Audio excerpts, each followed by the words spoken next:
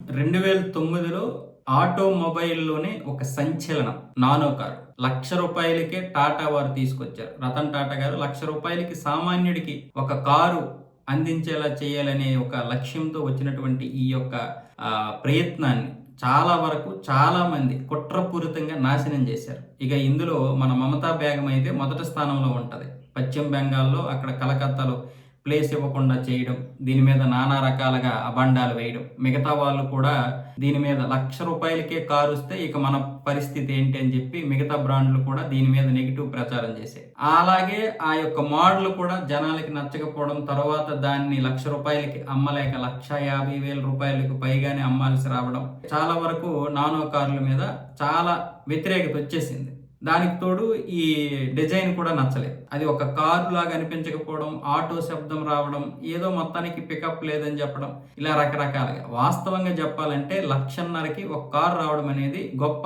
ఎందుకంటే అప్పటికే కారు రేట్లు 5-6 లక్షలు ఉన్నాయి. 5-6 లక్షల పైనే ఉన్నాయి 2009లో కూడా, చిన్న చిన్న కార్లు అయినా సరే. అయితే ఈయన ఎందుకు తీసుకొచ్చారు అంటే, ఒక కుటుంబం ఆయన కారులో వెళ్తున్నప్పుడు ఒక కుటుంబం నలుగురు బైక్ మీద వస్తున్నారు. ఆ బైక్ మీద వస్తున్నప్పుడు ఆ వర్షం పడుతుంది. ఆ వర్షంలోనే వాళ్ళు తడిసిపోయారు. ఆ ఎండకి ఎండి వానకి తడిచి ఇలాంటి కుటుంబానికి ఒక తక్కువలో ఒక బైక్ కొనుక్కోవడానికి ఎవరైతే ప్రయత్నం చేస్తారో ఆ బైక్ కి డబుల్ రేట్ ఉండే విధంగా, బైక్ కొనుక్కునేవారు డబుల్ రేట్ ఉంటే తర్వాత ఈఎంఐల ద్వారా అయినా చెల్లించుకోవచ్చు అనే ఉద్దేశంతో ఆయన రూ. 1,00,000కే కారు మనం చెయ్యాలి, దానికి సంబంధించినటువంటి డిజైన్ చేయండి అని చెప్తే ప్రయత్నాలు చేశారు. ఇంజనీర్లు అలాగే మిగతా వాళ్ళందరూ కూడా బాగా ప్రయత్నాలు చేసి ఎంత చేసినా సరే రూ. 1,00,000కి అయితే రాలేదు. అప్పట్లో బుకింగ్లు కూడా విపరీతంగా రికార్డు స్థాయిలో అయ్యాయి. కానీ రూ. 1,00,000కి మేము ఇవ్వలేమని చెప్పి 1,51,000, 1,52,000 చేశారు. తర్వాత అది రూ. 2,00,000కి వెళ్ళింది. కాకపోతే ఇలా 1,50,000కి వచ్చేసినా కూడా మన కార్ల పరిస్థితి దారుణంగా పడిపోద్దని చెప్పి మరికొంతమంది